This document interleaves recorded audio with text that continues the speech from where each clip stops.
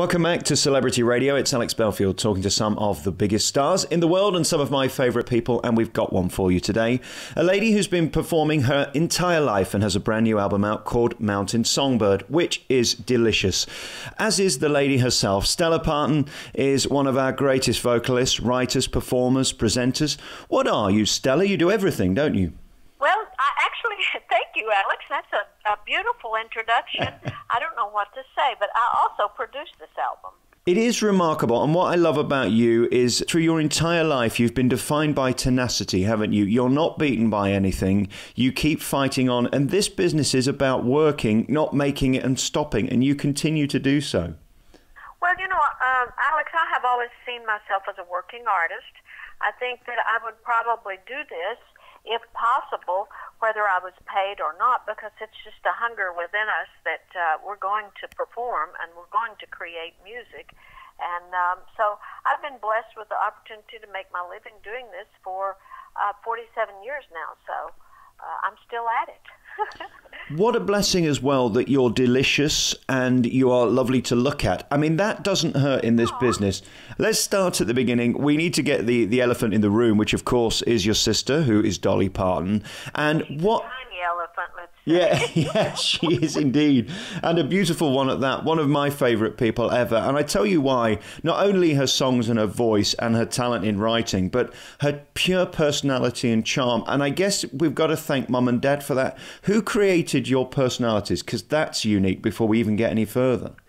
I think our parents were so wise without even realizing. They just allowed us to grow and be who we were. They didn't compare us to one another, any of us children, because there's 12 of us. There was 11 of us that survived and grew up together.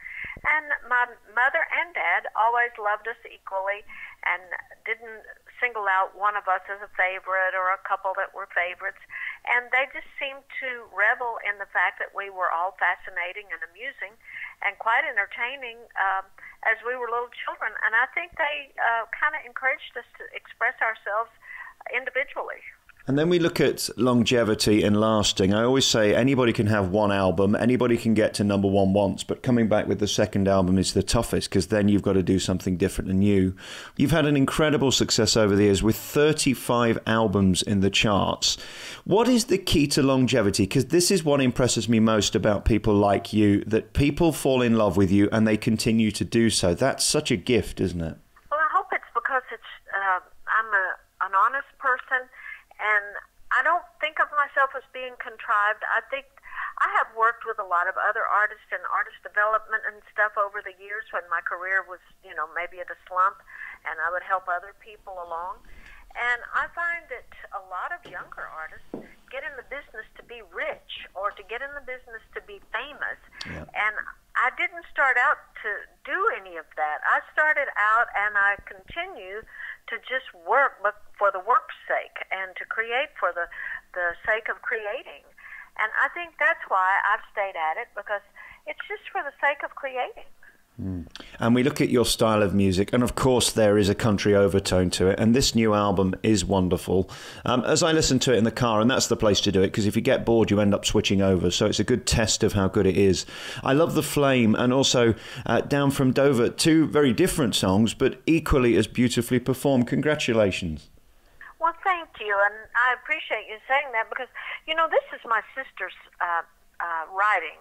These are her songs. It took me 10 years to really decide on the ones that I wanted to do. And as I started to really pull it together and find exactly what was resonating with me the most out of a catalog of 3,000 songs, I realized it was the story songs, like Down from Dover. That's one of my favorites because it's such a chilling story, but not one that we haven't heard. But just the way my sister has the talent for putting words together and painting a picture for your mind to follow along. And the same with Jolene. Those songs have such, depth of, lyrical content, the way she would come up with words. And I had to really think hard, Alex, about how do I want to produce this. I didn't want to overproduce this. I wanted the songs to be the crowning piece, not my voice, not the production, but just the songs to stand on their own, because they could be read as just written lyrics and still be entertaining and touching. So that's what I've tried to do, and I hope I've achieved that with this.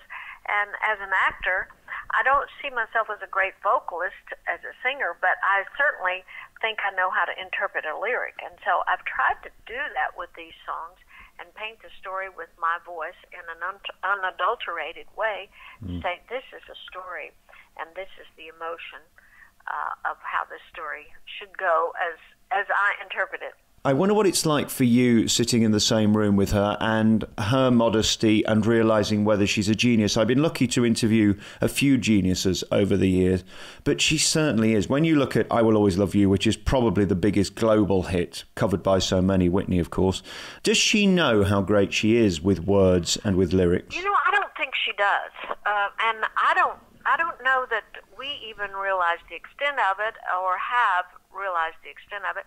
But I think because she is my sister and because I respect and look up to her as an older sister, I also try to honor her fans by doing my best by her work and by appreciating and respecting them for being, devoted followers of her music.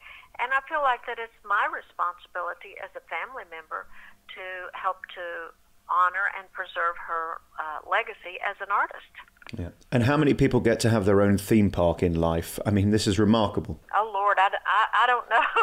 My sister's different than me. I wouldn't want a theme park, but she certainly has that childlike quality, and it seems suitable for her to do so. Yeah, it's an interesting thing, isn't it? Have you been there on those rides? That's curious.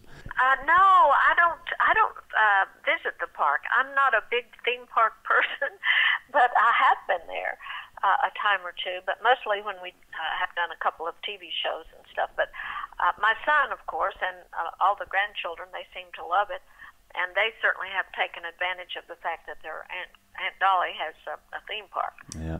We look at your career and what's remarkable, and how we started this interview was asking, what are you? Are you a singer? Are you an actress? Are you a producer?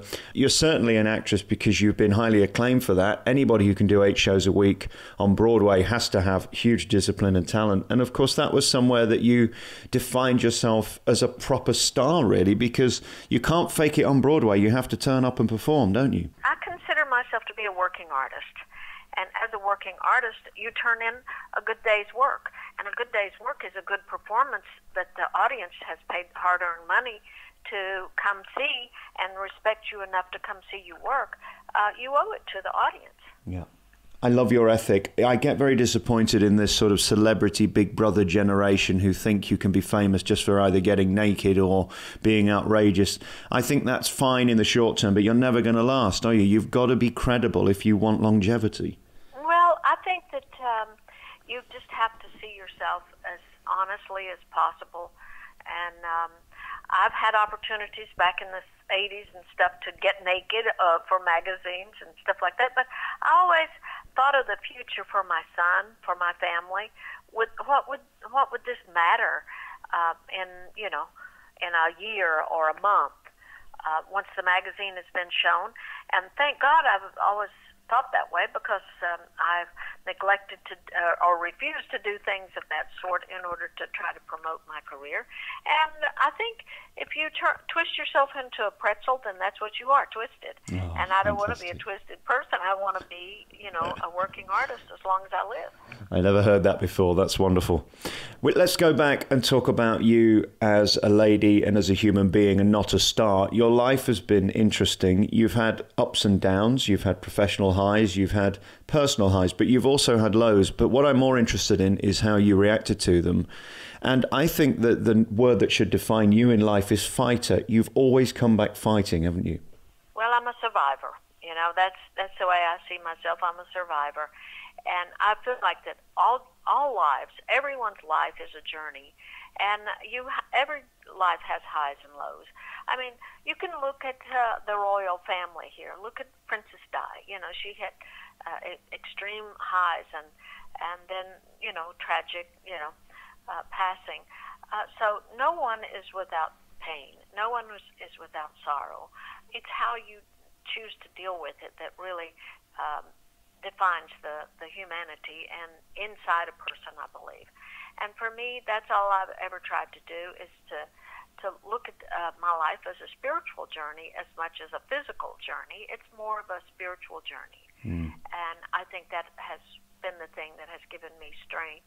When there wasn't any strength to call upon, I called upon my spiritual life, and that has seen me through. How do you avoid bitterness in life? Because when I read what you have been through, and we can talk about it or we can move on from it, whichever you prefer, but you don't seem at all bitter, and you have every right to be, because when you're abused by another person, especially a man, it must be very hard to get over that. I know people that have been rape victims and kidnap victims and stuff, and they've allowed that to cripple them.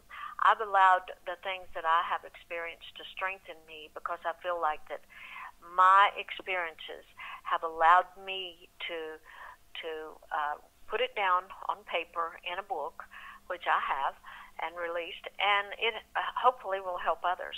Because I think we're supposed to take our difficulties and use them as examples to help others survive.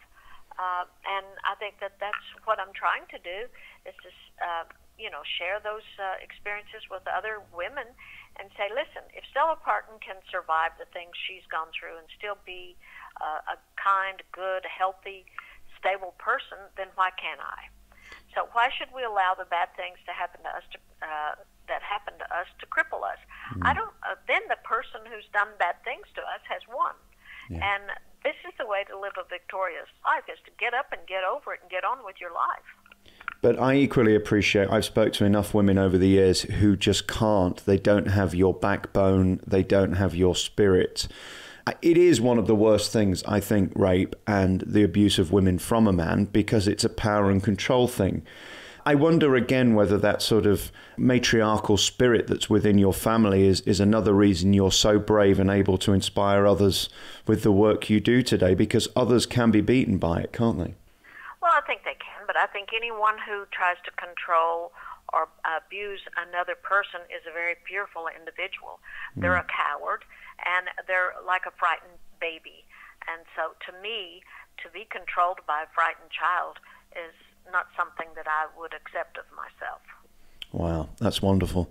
And then we look at you and spirituality and God, and we look at the world around us, and I wonder how you feel about it. I sit here sometimes reading the newspapers every morning and wonder how we've come full circle. We've seemed to have evolved too much. We seem to have gone back to a time where none of it makes sense. We look what's happening in Calais across the channel at the moment, and how they're desperate for salvation, and we don't seem to be helping. It is a very strange time in the world, isn't it? Well, it is, but I think that our civilization, our societies, have gone through tumultuous times, and if you really think about it, Alex,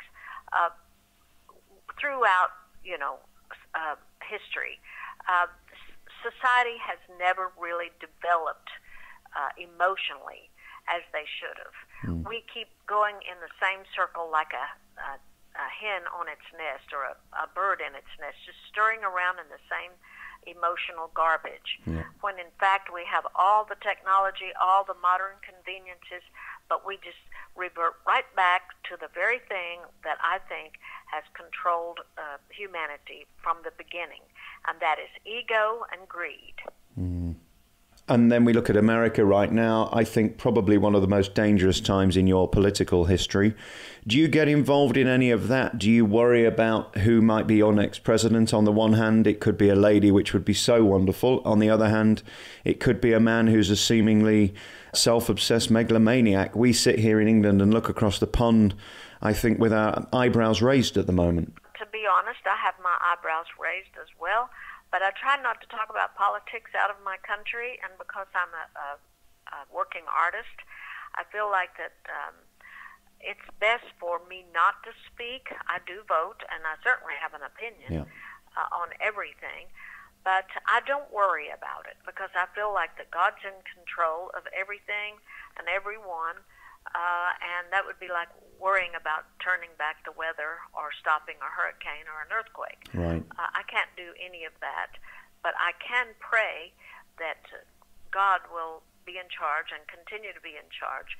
And if we think back in history, the very people that have done the worst crimes against humanity have suffered the greatest ego calamity of all. And then we think about standing on a stage and that moment of pure serenity and happiness. Is there any other feeling, like feeling the pin focus hit you and then that band start and you start singing? Well, I always have a grateful heart when I walk out in front of an audience because, like I told you earlier, I don't feel like I'm a great vocalist, but I do feel like I'm a messenger of hope. And I feel like that Scripture says many are called, few are chosen. And I feel that I've been chosen to be a messenger of hope, and I use my music as a tool to do that. I wish you wouldn't keep saying that you're not a great vocalist. I listened to this album and I beg to differ. I think you've got wonderful charm and character in your voice, and that's what people love. And you wouldn't have had 35 albums if people didn't like your voice. Well, I appreciate it, but when you stand up against some of the finest vocalists in the world, you take what you have and you're grateful for it, and you utilize it to the best of your ability. But as I say, I feel like my heart is so open and so big and so pure that I just take what I do have with a grateful heart, and I take it to the audience, and I love them first.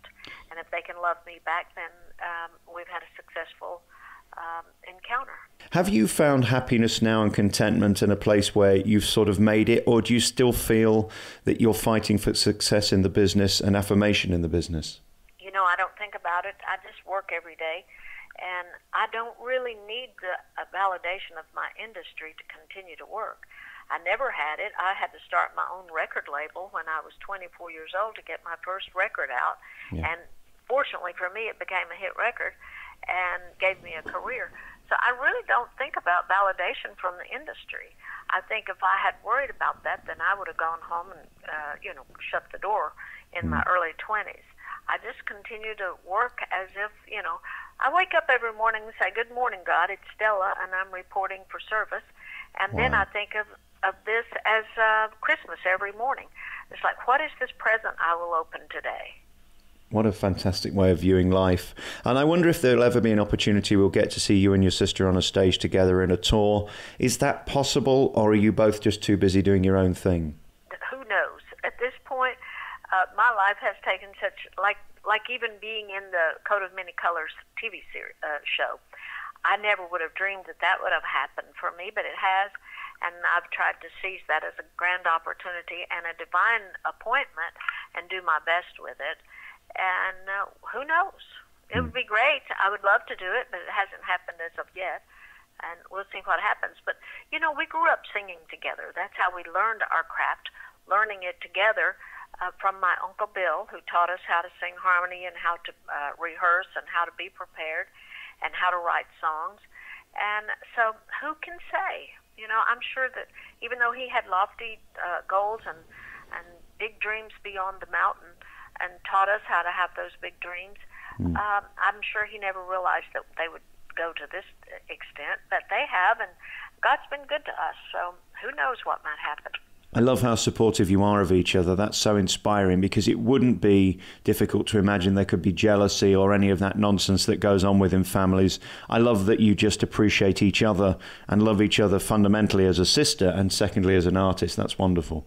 Well, we started, like I say, we started out together. We grew up sleeping in the same bed together. We ate from the same table. We share the same parents and the same siblings and a lot of the same experiences until she left home after high school.